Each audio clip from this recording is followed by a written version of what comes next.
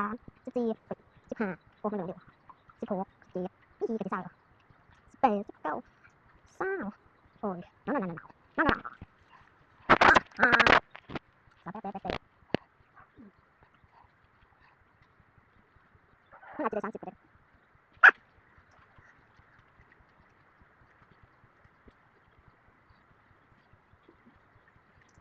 40แล้วจะประกาศ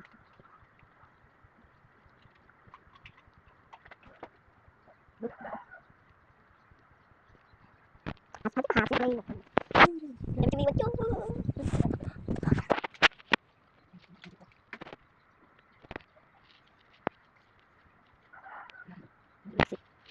ว่าไม่ถึง100ไม่ใช่เนาะน้องเหลือกี่หมื่นไม่ไหนเขาจะซื้อแล้วอ่ะยิ่งแบบโอ้เซ็กซี่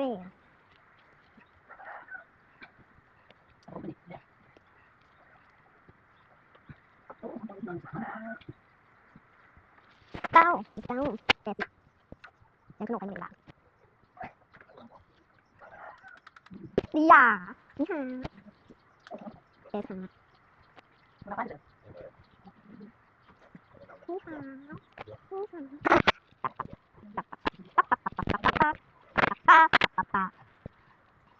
เจ๊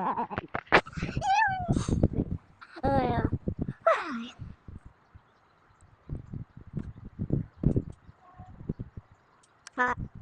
100